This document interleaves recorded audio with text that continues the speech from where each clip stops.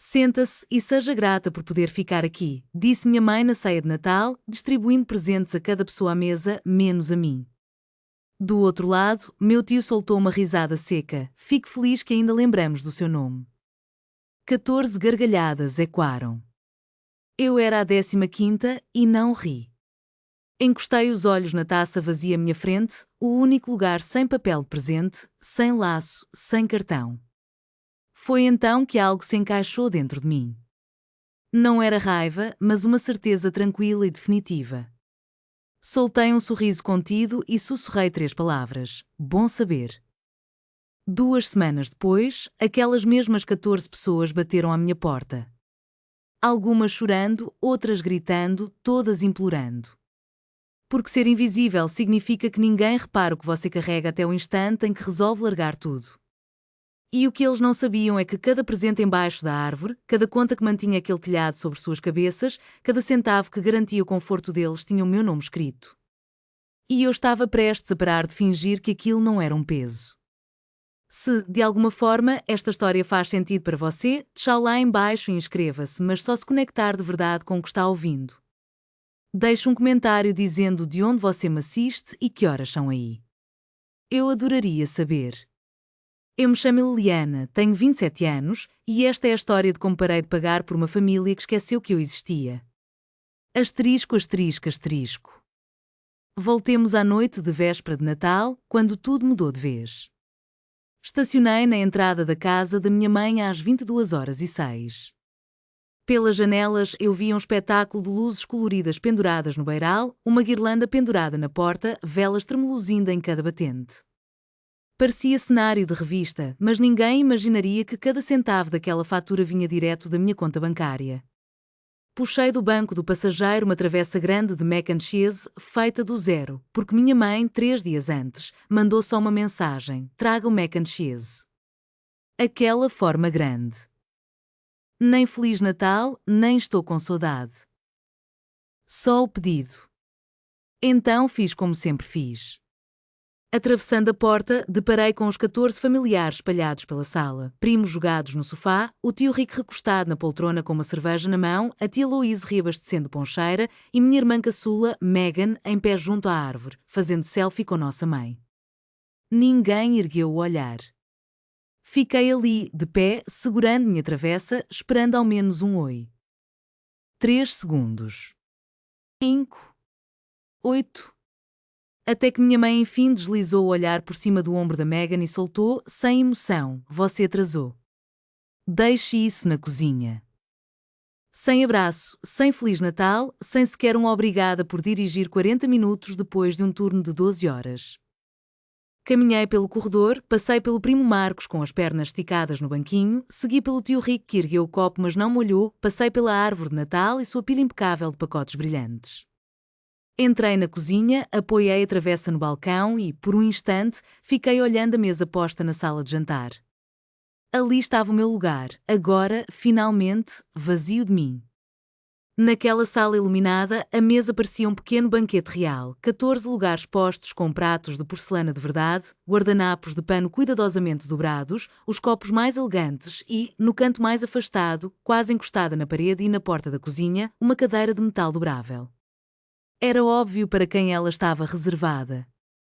O som do papel de presente sendo violado sob a árvore ecoava pelos corredores da casa e eu pensei, pela primeira vez em voz alta dentro de mim, isto parece todo Natal. Eu só nunca tinha me permitido dizer isso. Durante o jantar, a cozinha ressoava de vozes alegres, risadas e talheres tilintando. Eu me acomodei na minha cadeira instável, que balançava a cada vez que eu esticava o braço para alcançar a cesta de pães, e fiz o que sempre fiz. Passei pratos, completei o copo d'água da minha mãe 2 vezes, sem que ninguém pedisse. Quando terminei de recolher os pratos, foi ela quem se levantou, caminhou até à árvore de Natal e, num gesto solene, deu início à cerimônia anual de distribuição de presentes da Diane Ingram. Primeiro, o embrulho para a minha linda irmã Megan. Um suspiro suave escapou dela ao desembrulhar. Era um par de AirPods Pro novinhos, os mais recentes, $249. Eu sabia o valor, pois vira aquele item no carrinho da Amazon da minha mãe há 3 semanas, no controle ligado ao meu cartão. Depois, para o meu irmão caçula, Rick, um casaco acolchoado da North Face, $350. Rick ergueu o pacote como se fosse um troféu. Em seguida foi a vez da prima Sarah. Você merece isso, querida, um cartão presente e um conjunto de velas aromáticas para Louise, meu pilar, um cachecol de cashmere para Marcos, um relógio de pulso. Assim se seguiram 13 presentes, cada um entregue com um abraço afetuoso, uma frase calorosa, um pequeno espetáculo de generosidade. 13 caixas abertas, 13 sorrisos, 13 agradecimentos. E nada, ali, para mim, nem um cartão, nem um pirulito, nem sequer o meu nome.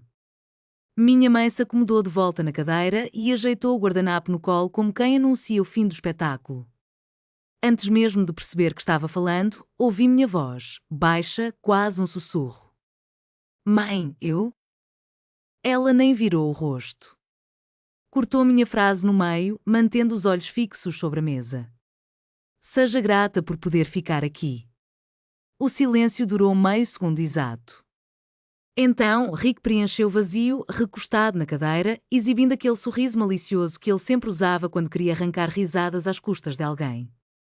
Poxa, ao menos a gente ainda lembra do seu nome, disparou e a sala inteira gemeu em aprovação.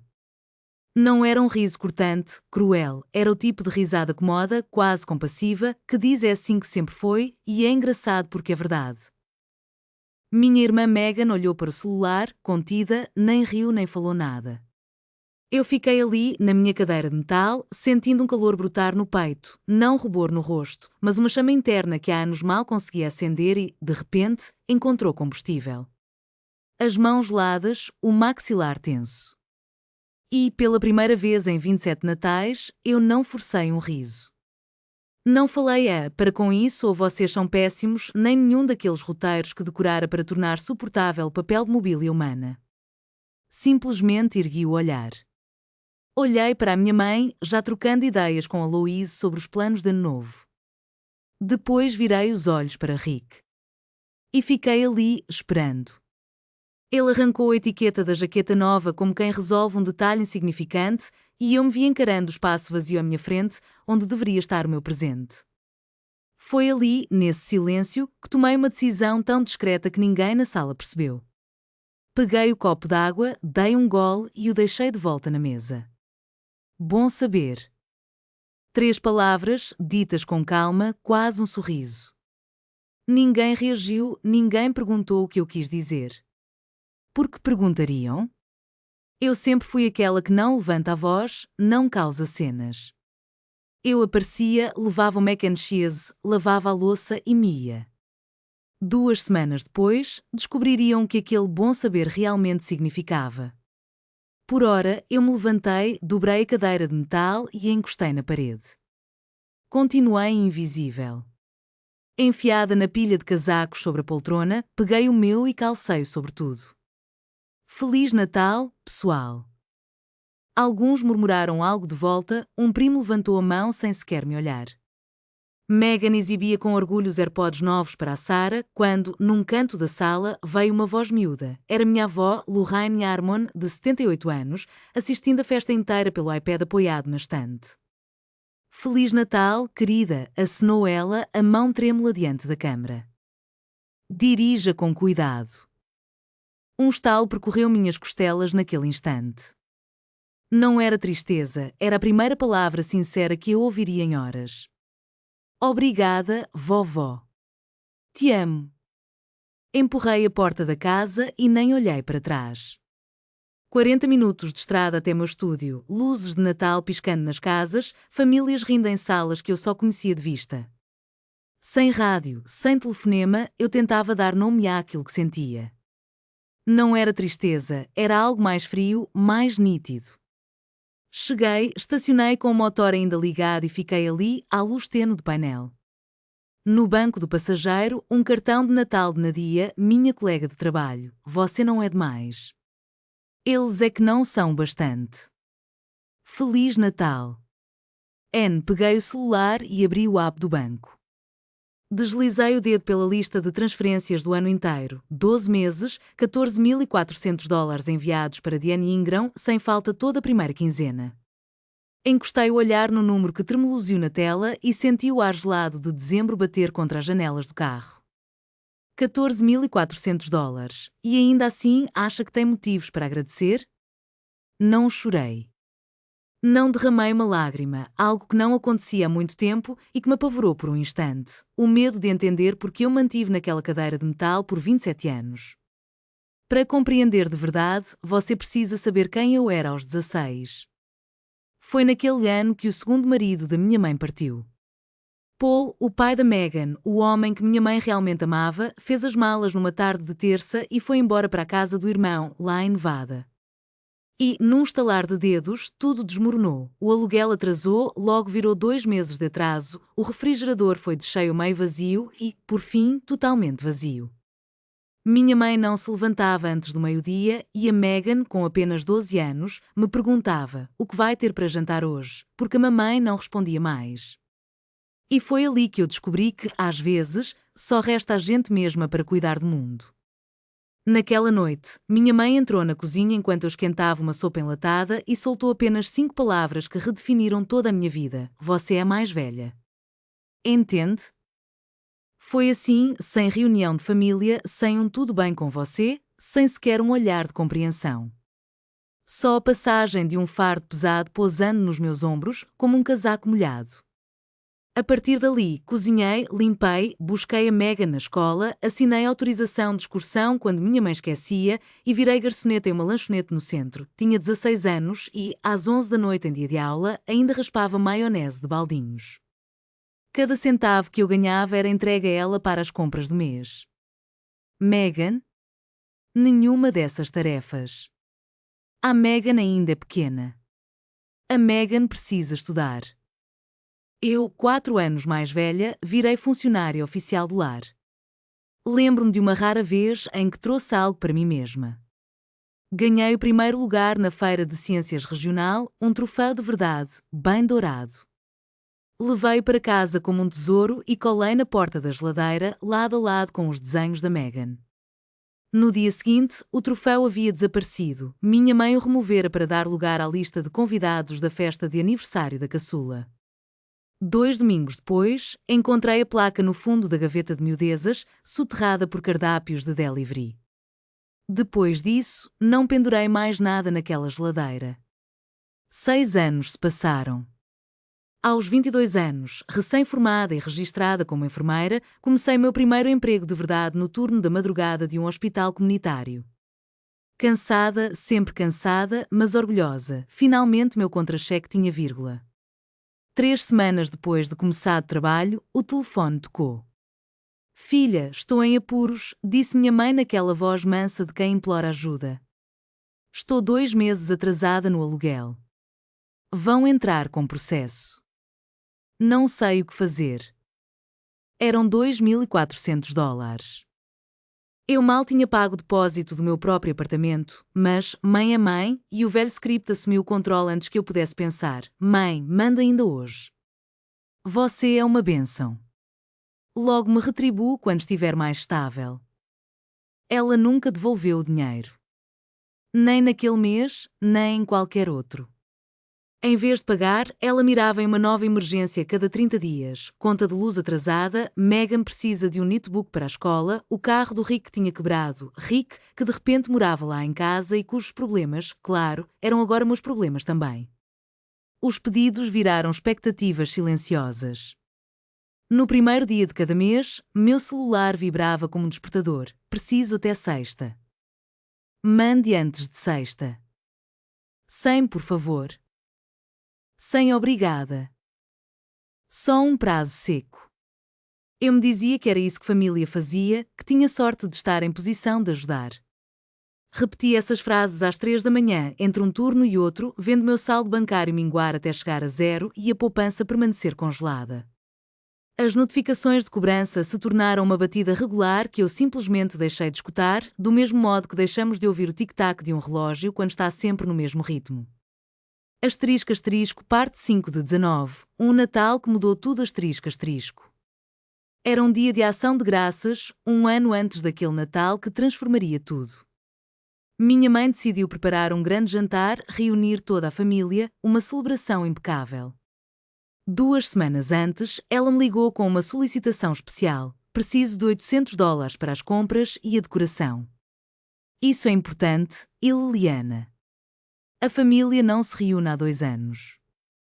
Eu enviei o dinheiro, um valor significativo, mais do que o meu salário de uma semana. No fundo, eu esperava, pelo menos, fazer parte de algo maior. Desejava tão ansiosamente aquele momento em que ela poderia me olhar do outro lado da mesa e eu sentiria, de alguma forma, um reconhecimento. O cenário estava mágico. O peru assado, o presunto glaciado, 3 tipos de torta, arranjos de flores com velas e abóboras decorativas.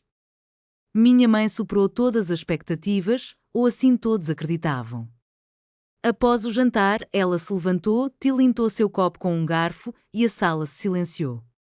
Quero dizer algo.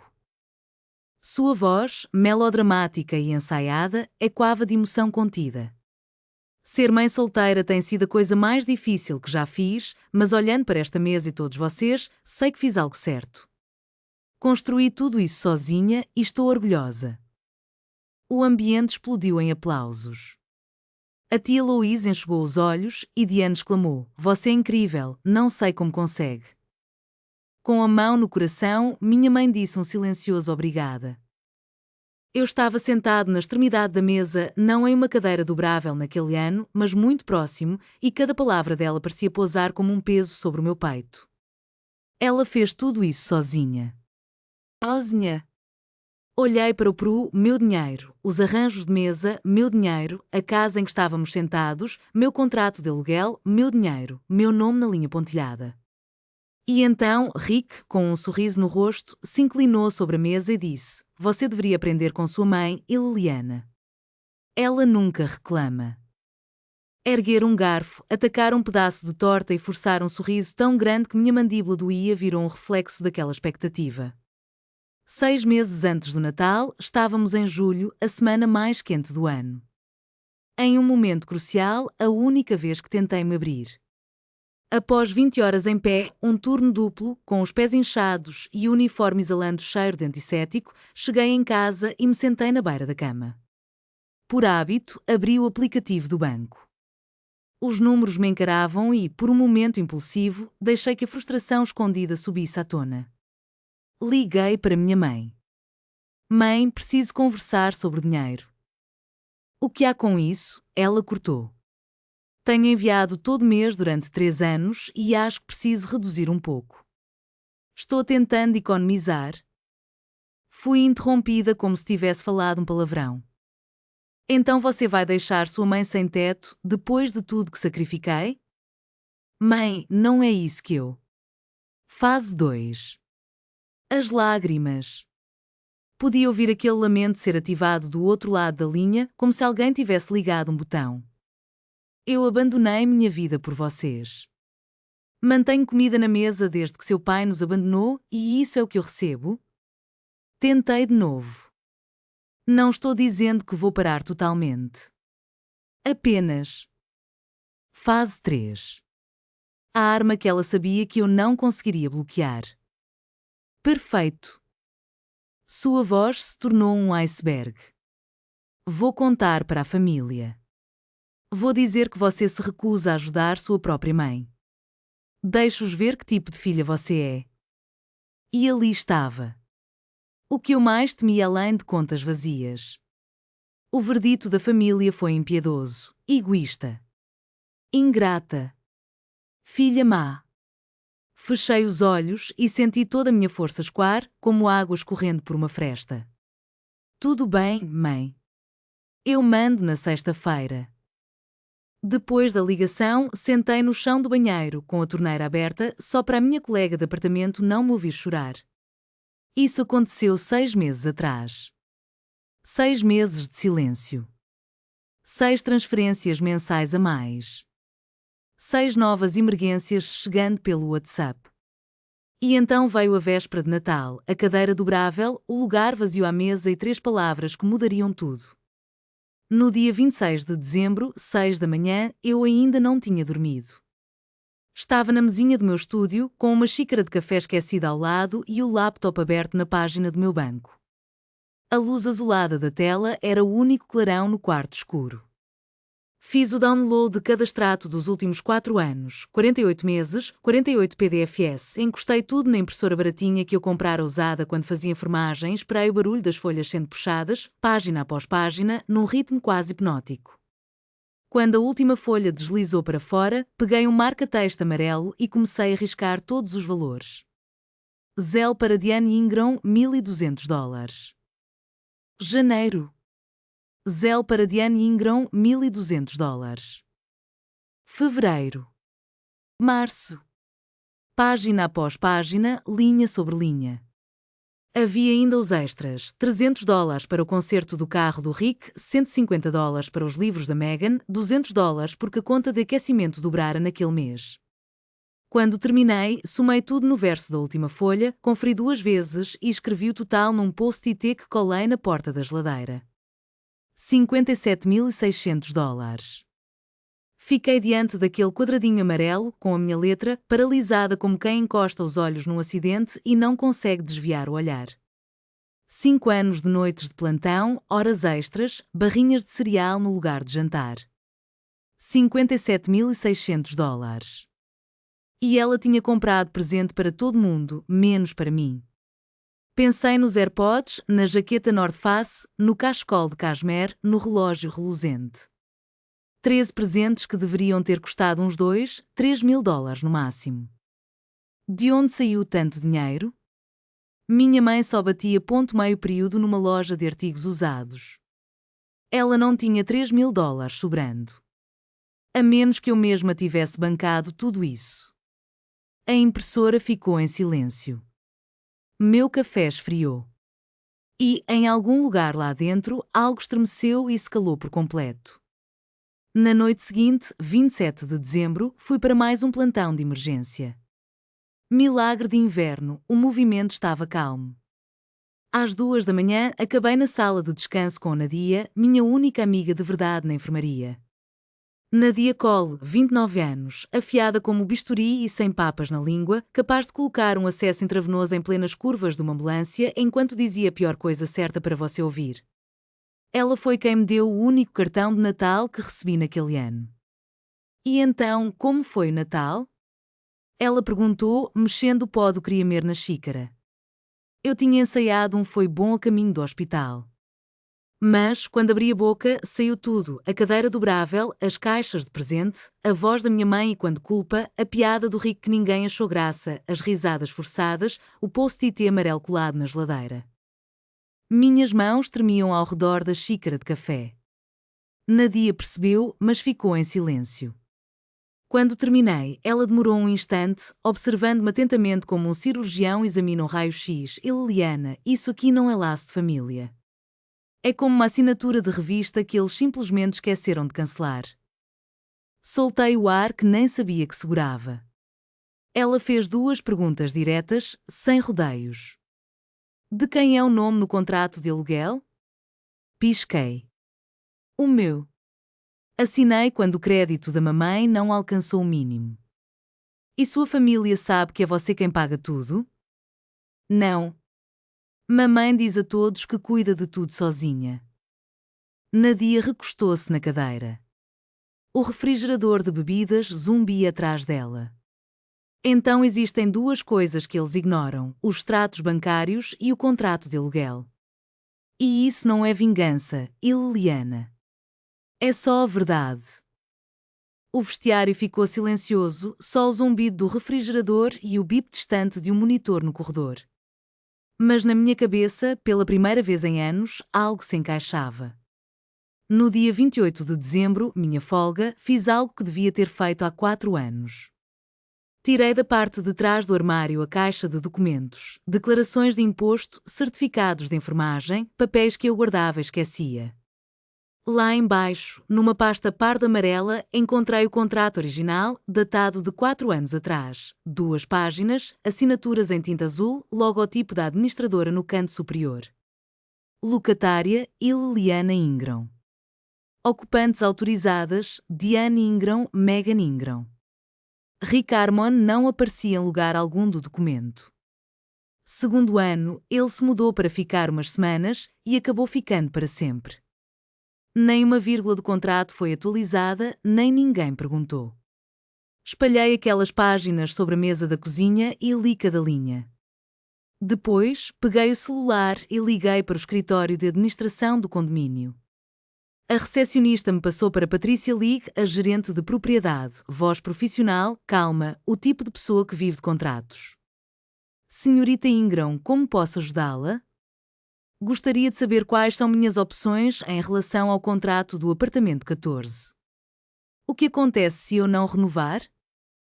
Teclados clicando ao fundo. A senhora é a única titular do contrato. Sua vigência termina em 31 de janeiro. Se não quiser renovar, basta enviar um aviso escrito com 30 dias de antecedência. Avisaremos formalmente todos os ocupantes listados. E caso alguém que não esteja no contrato se recuse a sair, esse caso segue os procedimentos legais padrão. Agradeci e desliguei. Fiquei olhando o contrato, os extratos bancários e o calendário do celular. 31 de janeiro, 33 dias pela frente. E a mulher que me dizia para agradecer por poder sentar na casa dela estava, na verdade, morando no meu apartamento. No dia 29 de dezembro, peguei o carro e dirigi 50 km até Greenfield Assisted Living, levando um pequeno buquê de cravos e uma caixinha de brownies caseiros. Foi a minha forma de avisar que, desta vez, as regras iam ser outras. O quarto da minha avó exalava um calor aconchegante e um suave aroma de loção de lavanda. Ela estava acomodada em sua poltrona reclinável, junto à janela, quando entrei, com os óculos de leitura apoiados na ponta do nariz e uma cruzadinha despreocupada no colo. A televisão reproduzia um filme de Natal no volume mínimo. Lorraine Harmon, 78 anos bem vividos. A única pessoa na minha família que me olhava como se eu fosse, de fato, suficiente. Olha só quem chegou, ela disse, e o rosto se iluminou de um jeito que eu nunca vira na minha mãe. Sentei-me na beirada da cama e ela quis saber como tinha sido Natal. Tentei, juro que tentei, responder que tudo estava bem. Mas os olhos dela encontraram os meus e não havia como mentir. Nunca houve. Então eu contei tudo. Ela ouviu em silêncio, imóvel. Quando cheguei à parte da cadeira de plástico, a mandíbula dela se apertou.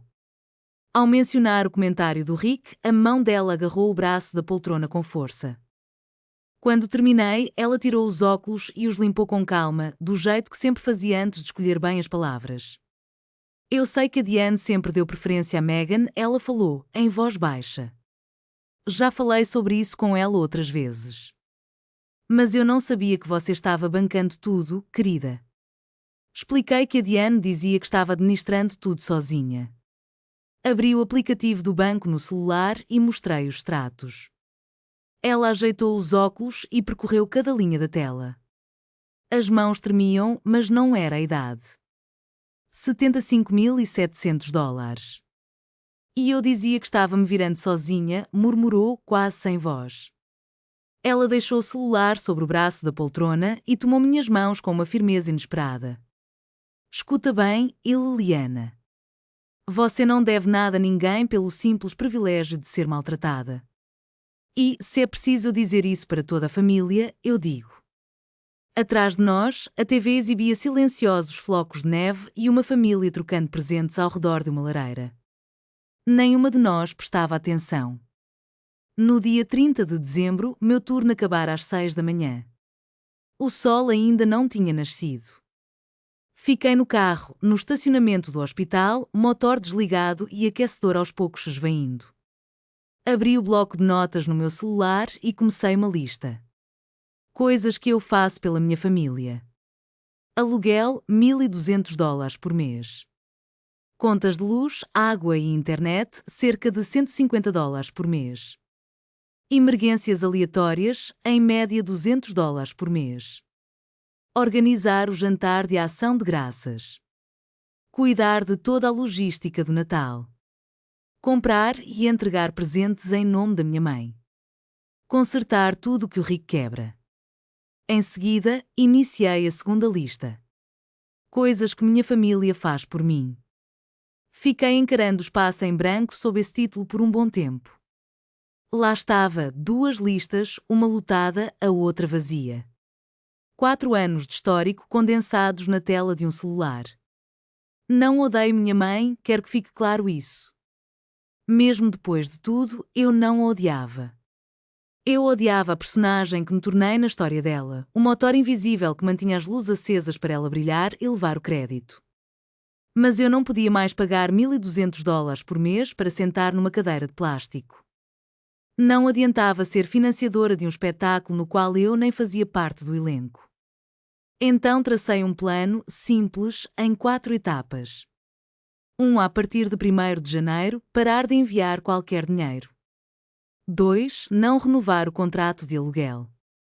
3. Enviar o aviso prévio de 30 dias pela manuscrito. Enviei para a Sra. League todos os meus extratos bancários, não para puni-la, mas porque Meghan merecia compreender de onde vinha, de verdade, cada centavo que sustentou sua vida até ali. E aquela era a última etapa, a mais difícil de todas, não fazer mais nada além disso.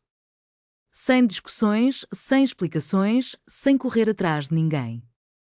Deixar que a verdade, com todo o seu peso, chegasse ao seu destino no tempo certo. No rodapé da carta, digitei mais uma instrução simples. Se perguntarem o motivo, digam apenas a verdade. Mas não batam em nenhuma porta. Coloquei o telefone na base e liguei o carro. O céu, nas bordas do horizonte, começava a cinzentar como se fosse a aurora de um novo ciclo. E ali, dirigindo pela rua, eu me perguntava, de novo e de novo, por que esperei tanto? 4 anos. $57.000. Foi preciso um presente de Natal que nunca chegou para que eu enxergasse o quadro inteiro. Talvez eu já soubesse. Talvez apenas não quisesse aceitar. Você já teve a sensação de descobrir, de repente, que vinha financiando o próprio sofrimento? Se sim, conte nos comentários. Preciso saber que não estou sozinha nessa. 1º de janeiro, dia de Ano Novo. Há 4 anos, este era o dia em que eu abria o Zelle e disparava a primeira transferência do mês. Já fazia isso no automático, acordar, café e $1.200 para Diane Ingram, sem questionar, sem hesitar. Pagar o aluguel da minha mãe para que ela fingisse que era ela quem arcava com tudo fazia parte da minha rotina de terça-feira. Desta vez, porém, encarei a tela do celular por uns 10 segundos e fechei o aplicativo. Nada de transferência, nada de aviso, nada de justificativa. Às 9 horas, estacionei em frente ao escritório da administradora do condomínio. A Sra. League me recebeu impecável em seu blazer azul marinho, óculos pendurados num cordão sobre o peito e uma mesa tão organizada que meu próprio posto de enfermagem parecia área de crime. Sentei-me em frente a ela e deslizei um papel sobre o tampo, meu aviso de 30 dias de não renovação de contrato. Ela leu, conferiu minha identidade e puxou meu cadastro no computador. Fica válido a partir de 31 de janeiro. Em até 5 dias enviaremos notificação registrada a todos os moradores. Precisa de algo mais? Um motivo? Perguntou sem tirar os olhos da tela. Não, Sra. Ingram. É o seu contrato. Não necessita justificativa. Assinei o documento, recebi minha cópia e guardei tudo na pasta que levava comigo, agora preenchida com 4 anos de extratos bancários, o contrato original e o aviso de não renovação. 4 anos da minha vida comprimidos entre capas de papelão manilha. Dentro do carro, ainda com a pasta no colo, esperei que viesse um alívio, um medo, qualquer coisa. Mas o que senti foi algo estranho, como tirar sapatos 2 números menores após um longo dia e descobrir que seus pés mudaram de formato sem que você percebesse. Liberdade doída e irreconhecível. No dia 5 de janeiro, a carta registrada bateria à porta da minha mãe, uma bomba silenciosa formal, endereçada ao passado que eu decidira deixar para trás. 2 de janeiro. Era o momento que eu quase devolvia para trás. Meghan tinha 23 anos e estava encerrando o último ano na faculdade, o curso que minha mãe sempre dizia financiar com anos de poupança e sacrifício. Fui eu quem bancou de verdade aquela graduação, todo mês, um valor que impedia minha mãe de ter que escolher entre o aluguel e a mensalidade. A Meghan nunca soube disso, e uma parte de mim acreditava que era melhor continuar assim. Saber da verdade doeria. Apesar de tudo, eu ainda não queria ferir minha irmã. Mas, no fundo, ela merecia a verdade completa, não a minha versão, nem a da minha mãe, e sim a mais crua, clara e documentada de cada centavo envolvido. Numa tarde, sentei à mesa, abri meu e-mail e digitei um assunto simples, algo que você precisa saber. Anexei as 48 páginas de extratos bancários escaneados, com todos os trechos destacados. Em seguida, escrevi a mensagem mais curta da minha vida: não estou pedindo nada. Apenas acho que você merece ver de onde veio todo esse dinheiro. Com amor e... Cliquei em enviar, ouvi o hoje familiar do aplicativo e fui subitamente atingido por um silêncio pesado, quase permanente. 2 horas se passaram. 4 horas. Nada. Fui trabalhar no hospital, entrei, bati o cartão, passei as horas medindo pressão, trocando bolsa de soro, sempre olhando o celular no refeitório, como um adolescente esperando uma resposta. Até que, às 1h47 da madrugada, ele acendeu. Era uma mensagem da Megan, isso é real? Meus dedos tremeram um pouco e então respondi: cada linha está no meu banco. Você pode confirmar pelas transações do Zelle. Surgiram aqueles pontinhos de digitação, sumiram, reapareceram e, por fim, ela escreveu: preciso pensar. Depois, o nada de sempre. Dias de silêncio. Eu tentei me concentrar nos pacientes, mas a dúvida me apertava o peito. Será que Megan escolheria a verdade ou retornaria à versão confortável que sempre conhecera? Veio então o dia 3 de janeiro, 20h14. Eu jantava na sala, com uma sopa fria na tigela, quando o celular tocou. No identificador, só mãe. Meu estômago apertou como um punho, mas atendi antes do terceiro toque e pus no viva voz. Oi, querida. A voz dela estava doce, mas eu sabia bem o que vinha por aí. Aconteceu algum problema na transferência deste mês. Não caiu nada na minha conta. Eu coloquei um ponto final. Não há problema nenhum, mãe. Eu não vou mais enviar dinheiro. Silêncio. 3 segundos inteiros, apenas o barulho distante de um game show na TV. Então ela mudou o tom. Como assim? Você vai me deixar perder a casa depois de tudo o que eu fiz por você?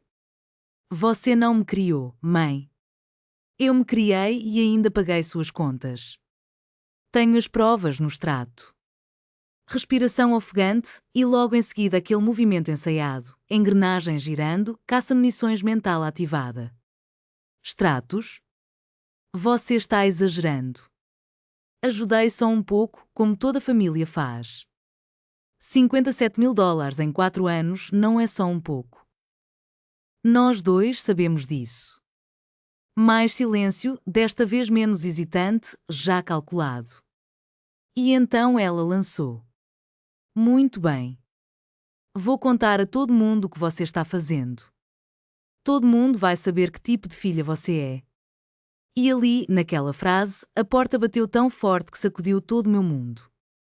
Desde os 16 anos, um único fantasma mantinha-me em linha, o verdito familiar, a humilhação pública que se seguiria se eu ousasse desobedecer. Mas, naquele dia, pela primeira vez em anos, respondi sem hesitar.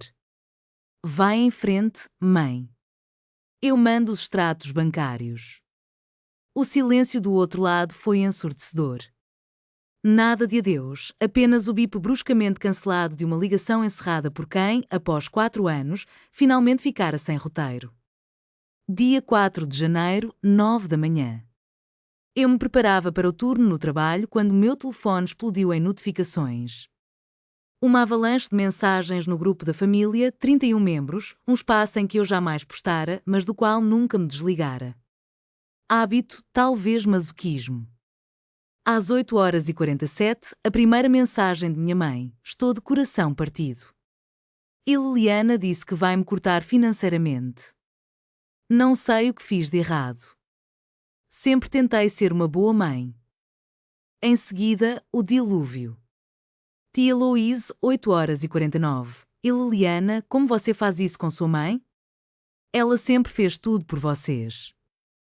Prima Sara, 8h52. Que triste, Diane. Você não merece isso.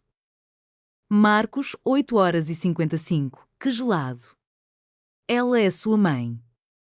Rick, 9h01. Sempre soube que ela era egoísta. Tal pai, tal filha. Essa última mensagem doeu como um tapa. Tal pai, tal filha. Falavam do meu pai, o homem que fugira antes mesmo de eu nascer, da ferida que minha mãe passara 27 anos tentando manter aberta. 23 mensagens em 2 horas. 23 juízes que nunca se preocuparam em me perguntar como eu estava, de onde vinha o dinheiro que pagava minhas contas, ou se eu tinha, ao menos, uma cadeira de verdade em casa, e agora se proclamavam especialistas no tipo certo de filha que eu deveria ser. Ninguém quis ouvir meu lado. Li cada palavra com as mãos trêmulas. Não era medo, mas a fúria escaldante de ser julgada sem um único fato. Não digitei resposta. Não troquei uma palavra. Tirei prints de todas as mensagens, uma a uma, e guardei-as em uma pasta no meu celular. A verdade viria, só não naquele dia. No dia 5 de janeiro, uma carta registrada chegou ao endereço da minha mãe. Se eu pudesse marcar no relógio o instante em que ela abriu o envelope, diria 16h22, o telefone tocou. Do outro lado, não veio a voz teatral de sempre, nem o tom de culpa, nem a ameaça fria. Era pânico. O que é isso? Ela ofegava, como quem viera correndo de uma maratona. Você vai me despejar? Eu respirei fundo. Não estou despejando você, mãe. Simplesmente não renovo o contrato. Esse apartamento, essa assinatura, é meu. Paguei por ele durante 4 anos porque seu crédito era baixo. Aqui é minha casa. Pude ouvi-la folhear o aviso em mãos, a folha amassando-se ao toque, como se ler de novo pudesse mudar o verdito. Aviso de não renovação de locação. E Liliana Ingram. Válido a partir de 31 de janeiro. Você não pode fazer isso. A voz dela quebrou, não de tristeza, mas do choque de algo que sempre controlara escapando-lhe pelas mãos. Não tenho para onde ir. Você tem 26 dias, mãe. É o que diz a notificação. Vou chamar um advogado. Faça isso. Ele vai te dizer a mesma coisa que a Miss Lee me disse. Do outro lado da linha, ela começou a chorar, soluços convulsivos. E, por um segundo aterrorizante, aquela menina de 16 anos em mim quis agarrar o telefone, pedir desculpas, prometer que enviaria o dinheiro, qualquer coisa para consertar tudo.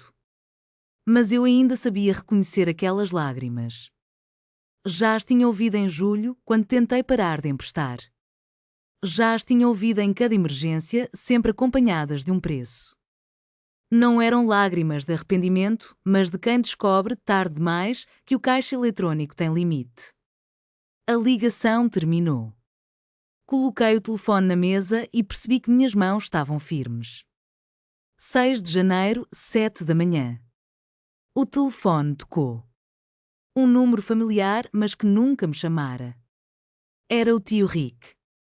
Em 4 anos morando na casa que eu mesma financiei, ele jamais puxara conversa, nem no meu aniversário, nem na formatura de enfermagem, nem nos feriados em que comia a comida que eu pagava. Mas naquele dia ele achou meu número. Escuta aqui. Ele gritou, como se estivesse berrando com um garçom. Não sei que joguinho é esse, mas você precisa resolver isso agora. Tio Rick, seu nome não está no contrato de aluguel. Nunca esteve. Nem deveria estar morando lá. Fiz questão de falar pausadamente. Silêncio total, como quem bateu com a cabeça numa parede sem perceber. Como assim?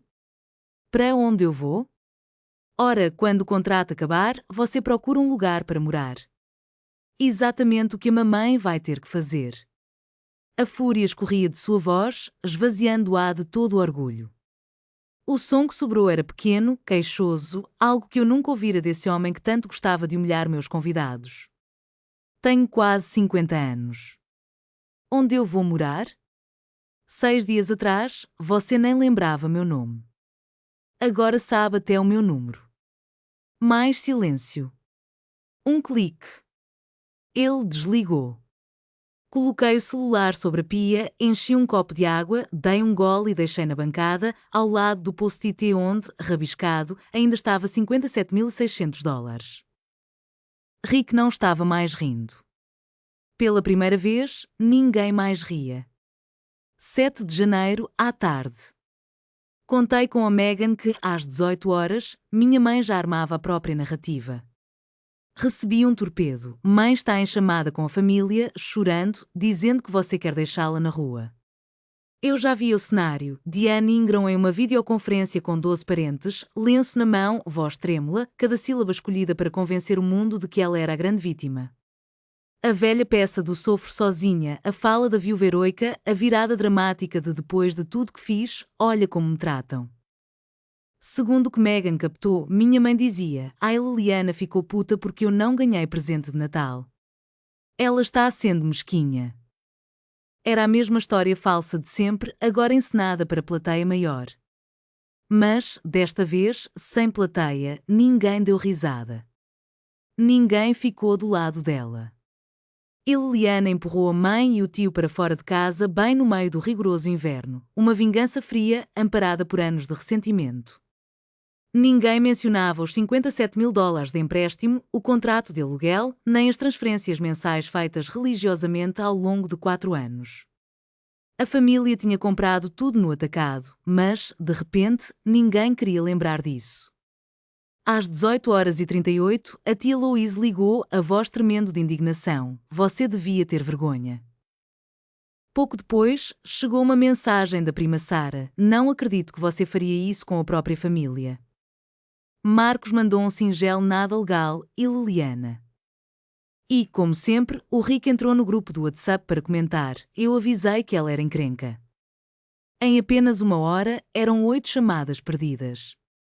Nomes que nunca haviam perguntado como eu estava, nem sequer noticiado minhas longas jornadas no turno da noite, agora presunçosamente dispostos a ditar o verdito sobre o meu caráter. Peguei o celular, observei as luzes de notificação piscando e, por fim, deixei virado para baixo sobre a pia. Fui preparar o jantar. Minha mãe estava conquistando corações e mentes com a narrativa perfeita, mas cometera um erro crucial. Telefonara para todo mundo, menos para quem já conhecia a verdade. Ainda não tinha falado com a avó Lorraine. 8 de janeiro, 23 horas. Estava amarrando os tênis para mais um turno quando o celular tocou. Vi o nome Megan. Por um instante, quase desisti de atender. Há 6 dias ela tinha em mãos os extratos bancários, mas me deixara sem resposta, silente, interpretei aquilo como recusa definitiva. Mesmo assim, atendi. E do outro lado da linha não estava a Megan de sempre, aquela que sorria apesar de tudo, que se conformava, que nunca questionava a versão de realidade que nossa mãe servia como um presente envenenado. Aquela voz suave e exausta, como se tivesse chorado por horas. E Liliana, eu li tudo. Cada linha dos extratos. Ela pausou.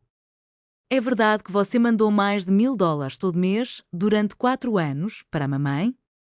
Respirei fundo. Sim. O choro rompeu em lágrimas sinceras. Nossa mãe contara a Megan que pagava tudo com as próprias economias, que a ajuda para a sua faculdade viera do seu poupança pessoal. Fechei os olhos e disse o que precisava ser dito. Ela não tem poupança. Ela tinha só a minha conta corrente. Do outro lado, ouvi o som de alguém esmagado pelo peso de uma verdade há muito ocultada, não aquele choro de cena que a mãe fazia em público, mas um pranto brutal, sem filtro, de quem viu sua base ruir ao meio. Porque nunca me contou? Megan sussurrou. Porque eu não queria que você se sentisse culpada. Queria que você tivesse aquilo que eu não pude. Mas não dou mais conta, a voz falhou. Nem do dinheiro, nem do silêncio. Um silêncio estendeu-se por vários segundos. Então, o que você precisa que eu faça? Eu não preciso que você faça nada. Só preciso que saiba a verdade. Houve outra pausa, mais suave, quase tímida. Ainda posso te ligar? Mesmo depois de tudo isso?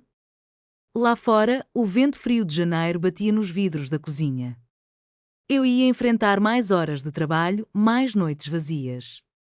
Mas, pela primeira vez em anos, um telefonema com alguém da minha família terminou sem me fazer sentir insignificante.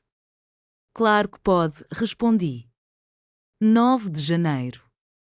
O erro que minha mãe nem sequer imaginava ter cometido. Com o resto da família firmemente ao lado de Diane, ela tomou a atitude de um general em desespero quando vê o campo de batalha pender a seu favor, acionou a arma nuclear. Ligou para quem, dentro da família Harmon, tinha a palavra mais respeitada de todas, a avó Lorraine. Eu sei o que aconteceu porque, depois, minha avó contou cada sílaba numa voz baixa, exata, como quem narra um grande segredo. Diane telefonou aos prantos. E Liliana vai-me pôr na rua. Eu não sei mais o que fazer. Dei minha vida inteira por aquela menina e ela me trata como lixo. A avó Lorraine deixou-a falar até o fim, nem um am para interromper. Quando Diane se aquietou, ela fez apenas uma pergunta. Diane, quem paga o aluguel daquela casa? Houve um instante de confusão, uma pausa desconfortável. Eu pago. E o que isso tem a ver com o que você está dizendo? Diane tentou rir. Eu já vi os extratos bancários. O silêncio que se seguiu, minha avó diz, foi o mais longo de toda a vida dela. 3 segundos, depois 5, depois 8. Que extratos? Diane gaguejou. Os que mostram que a Liliana tem depositado $1.200 por mês há 4 anos, na sua conta. É mentira, gritou Diane. Mas não havia negação, só o som fraco da respiração dela do outro lado da linha. Seu silêncio é resposta suficiente. Num estalo, a voz de Diane voltou, afiada e aflita. Ela te enganou. Te manipulou. Você não entende. Então, do outro lado, aos 78 anos, sentada em sua poltrona perfumada de lavanda, a avó Lorraine pronunciou a frase que encerrou a conversa. Eu te criei melhor que isso. Mas aparentemente não foi o bastante. Clique. A linha caiu. Pela primeira vez na vida de Diane Ingram, a autoridade máxima da família tomava partido e não era o dela. Domingo, 10 de janeiro, 9 da manhã. Eu saí de um plantão de 12 horas. Minha roupa de trabalho, o jaleco, a calça cirúrgica estava jogada no cesto. O cabelo ainda úmido do banho. Eu andava descalça pela cozinha, derramando café na única caneca decente que eu tinha, quando ouvi, não um toque rotineiro, mas 3 pancadas firmes na porta de entrada que até balançaram o cadeado. E Liliana, abre essa porta. A gente precisa conversar. Era minha mãe, com a voz rouca, despedaçada. Atrás dela, Rick gritava, você não pode se esconder aí para sempre, filha. Deixei o café na bancada e fui até a porta. Espiei pelo olho mágico e vi 4 pessoas no corredor do prédio. No centro, minha mãe, olhos inchados, vermelhos, segurando com força um envelope branco da administração do imóvel, todo amassado, como se ela o tivesse socado várias vezes. O casaco dela, fechado de qualquer maneira, dava um ar ainda mais desesperado ao gesto. Rick estava um passo atrás, braços cruzados, o maxilar tenso, mostrava coragem, mas os olhos não paravam de olhar para a escada, calculando uma rota de fuga. E, mais para o lado, tia Louise, com o senho franzido, parecendo alguém que entrou no meio de um filme sem entender nada do enredo. Marco estava afastado da porta, mãos enfiadas nos bolsos, o olhar vazio como se desejasse estar em qualquer outro lugar. Lá dentro, minha mãe martelava a madeira com tanta força que eu quase podia sentir a vibração pela parede. Sei que você está aí. Por favor, ela implorava. Aquele por favor eu esperava há 27 anos, mas soou como um ultimato, não um arrependimento. Inspirei fundo, encarei minha xícara de café na bancada, voltei o olhar para a porta e suspendi de leve respiração. Então, abri-a, fiquei parado na soleira, metade para dentro, metade para fora, traçando uma linha invisível entre ela e eu. Mal tive tempo de respirar quando o espetáculo começou. Mamãe se voltou para a tia Louise e para o Marcos como se tivesse plateia, e o tom de voz se transformou em cena dramática. Eliana, o que fiz para merecer isso? Levou a mão ao peito, arreganhou os dedos naquele gesto teatral de sempre. Eu te dei tudo. Sou mãe solteira há mais de 20 anos. E agora você quer me jogar fora como se eu fosse lixo. Em seguida, disparou contra Rick, contra qualquer um de nós que ousasse duvidar dela. Virei o rosto para a tia Louise, depois para o Marcos, tentando medir reações. Com voz calma, perguntei: Tia Louise, Marcos, posso fazer uma pergunta? Alguém aqui sabe quem paga o aluguel da casa da mamãe? O silêncio foi instantâneo. Louise trocou um olhar aflito com minha mãe, que cerrou o maxilar. Ninguém sabe. Ela sempre disse que arca sozinha com tudo. Ergui a pasta parda. Sem gritar, mantive o tom clínico. Mãe, tenho 4 anos de extratos bancários aqui. Cada transferência mensal de $1.200 da minha conta para a sua. Quer ver os comprovantes? O rosto dela mudou em frações de segundo. O choro fingido, o lábio tremendo e a mão no peito congelaram como alguém apertando pause num filme. A pele se tornou acinzentada, como se o sangue realmente tivesse fugido. A tia Louise se adiantou, indignada. De que ela está falando, Diane? Isso é mentira. Mas eu não me alterei. Foram $57.600, mãe, soltei, medindo cada palavra. Isso não é aqui e ali. O corredor ficou tão silencioso que pude ouvir a televisão tocando 2 andares abaixo. Minha mãe tentava recuperar o fôlego para argumentar quando meu celular vibrou. FaceTime da vovó Lorraine. Olhei para os 4 de pé ali, respirei e disse: Espera, gente. A vovó quer falar com vocês. Virei a câmara frontal e mostrei a sala. No visor, a avó aparecia na poltrona de sempre, óculos de leitura escorregados no nariz e olhar firme. A televisão atrás dela desligada, como num cenário de paz. Ela nos encarou pelas lentes do celular, a filha, o filho, a neta e o neto, e, com voz lenta e clara, mais alta do que eu a tinha ouvido em anos, arrematou. Eu estou ouvindo tudo aí.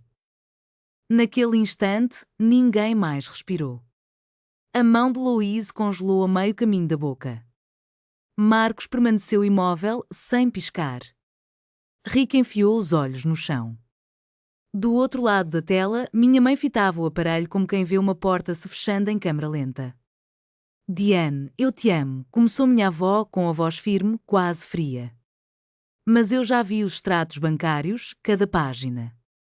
A Helena pagou seu aluguel, suas contas, suas emergências nos últimos 4 anos. Foi ela quem bancou a ceia de ação de graças, os presentes de Natal que você distribuiu, cada um deles. Ela custeou tudo. E você nem ao menos conseguiu dar a ela um cartão de agradecimento. Ninguém respirou. Mãe, você não entende, sussurrou minha mãe, num tom quase implorante. Eu entendo perfeitamente, retrucou minha avó, sem hesitar. Você pegou o dinheiro daquela garota, alegou que era seu e, depois, a humilhou diante de toda a família na véspera de Natal. Luís cobriu a boca com a mão, atonita. Marcos recuou um passo. Rick ainda não ergueu o olhar. Liliana não lhe deve desculpas, continuou minha avó, fitando agora diretamente a câmara, como se me encarasse. Você é quem deve um pedido de perdão a ela. O corredor mais parecia um palco mergulhado em silêncio absoluto, só se ouvia o leve respirar dela pelo alto-falante e o zumbido abafado de um prédio lotado, onde ninguém desconfiava que, no apartamento 4B, uma família inteira ficara congelada no tempo. Minha avó permaneceu imóvel na tela. Ninguém se mexeu. Até que minha mãe usou a última cartada que sempre recorria quando todas as outras armas falhavam, tentou reescrever a história. Então é isso que vocês querem? Seu voz falhou, não de tristeza, mas de fúria vestida de coração partido. Destruir esta família? Foi quando eu realmente a olhei, pela primeira vez sem a lente da filha que sempre buscou aprovação. Vi não mais a mulher de quem eu tentava arrancar um pouco de amor, mas alguém que recebia tudo e ainda assim dizia que nada bastava. Não, mãe. Eu não quero destruir nada. Só não posso continuar construindo algo com o meu dinheiro quando não há espaço para mim nessa construção. Minha mãe abriu a boca para responder, mas eu não deixei. Virei-me para Rick. Tio Rick, até dia 31 você precisa resolver sua situação de moradia. Tem 3 semanas. A boca dele abriu e fechou, sem piada nem sarcasmo. O comediante ficara sem graça, sem linhas de frente. Olhei para Louise e Marcos. Se alguém daqui quiser falar comigo depois de hoje, minha porta está aberta. Mas não espero que eu mande mais dinheiro, organize festas de fim de ano ou sente em uma cadeira de plástico para fingir que tudo está bem. Os olhos de Louise brilharam em lágrimas. Marcos apenas assentiu, pequeno sinal, mas eu vi.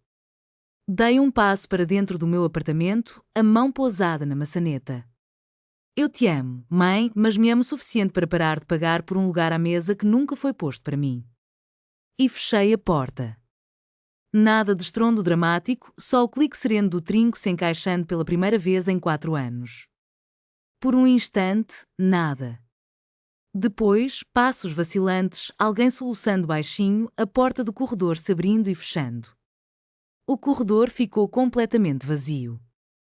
Encostei-me à porta, as 2 palmas coladas à madeira, respirei fundo. Tudo tinha acabado e eu ainda estava de pé.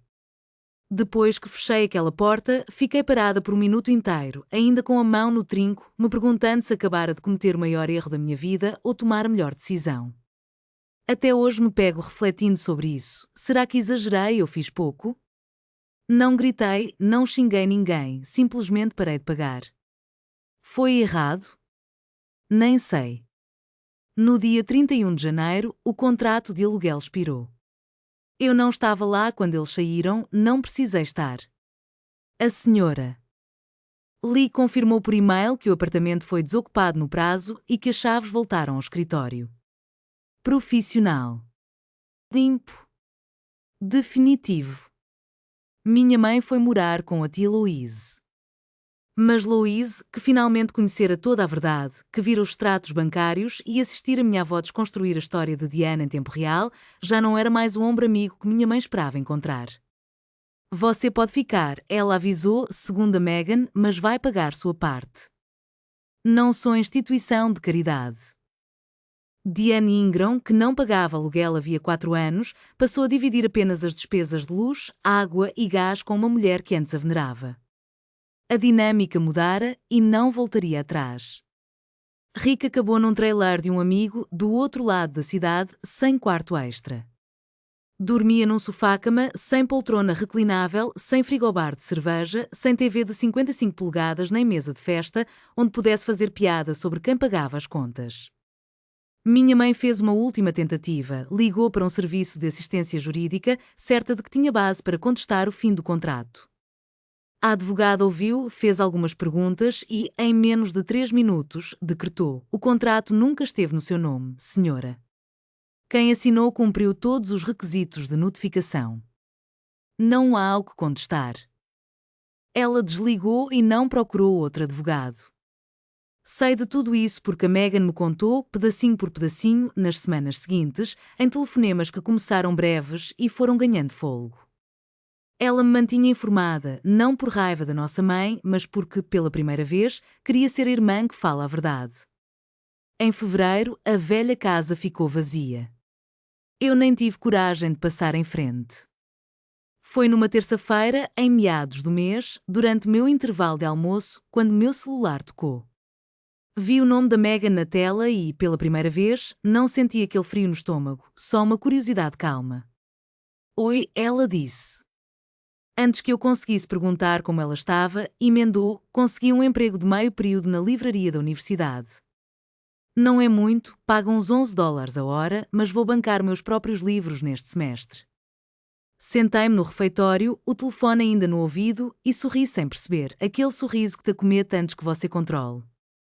Isso é ótimo, Mag, é meio constrangedor, na real. Tenho 23 anos e só agora te comprando meus próprios livros. Nada constrangedor. É um começo. Ela ficou em silêncio por um segundo e então respirou fundo. Desculpa por nunca ter-te defendido, Iliana. Desculpa por todo Natal e a ação de graças em que fiquei calada. Eu não sabia de todos os detalhes, mas também não perguntei e a culpa era minha. Encostei-me na cadeira de plástico da copa e fixei no teto, repetindo em silêncio: você é só uma criança, Meghan. Eu não a culpo. Mas já não sou mais criança e não quero me tornar alguém que lucra com o silêncio alheio.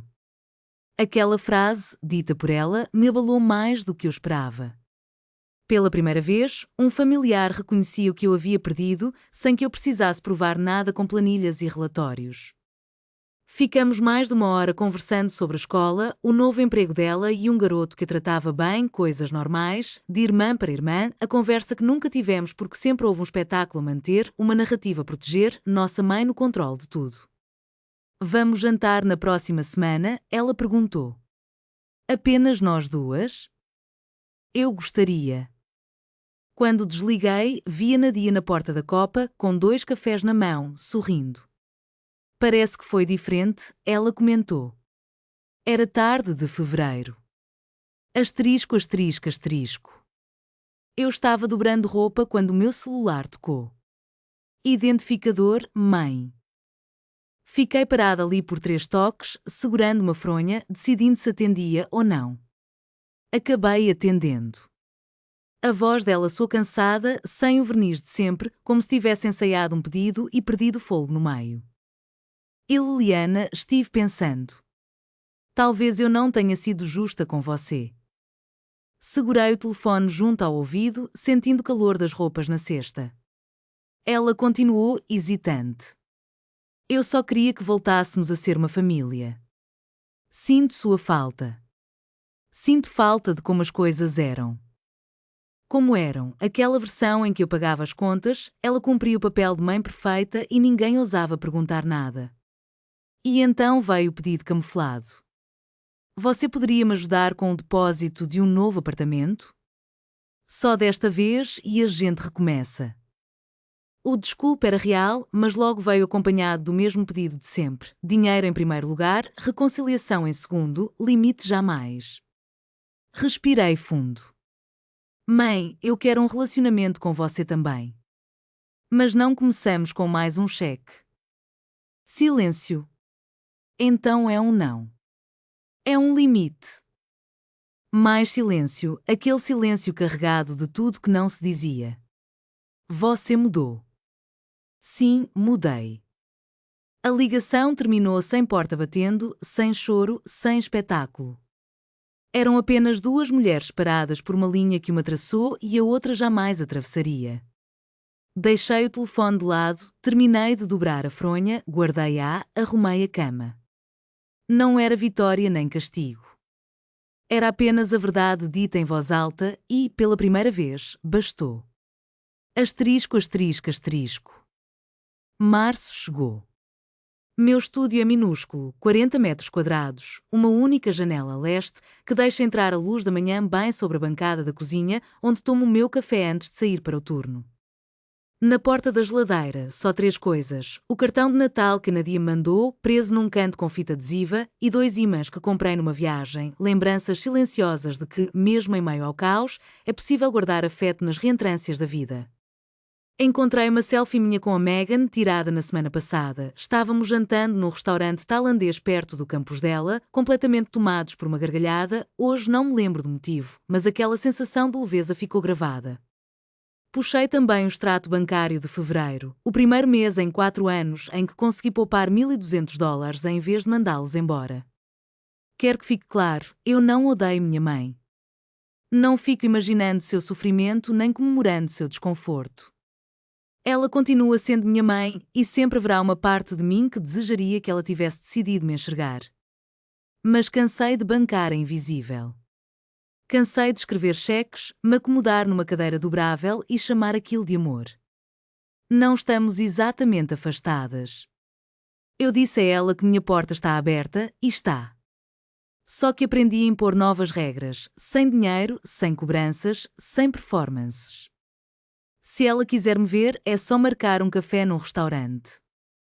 Até agora, o convite segue sem resposta. Do outro lado, minha avó Lorraine me liga todo domingo. Somos só nós duas, sem a Diane metendo bedelho. Na semana passada, ela disse que tinha muito orgulho de mim e eu precisei encostar o carro para não acabar chorando e perdendo a estrada de vista.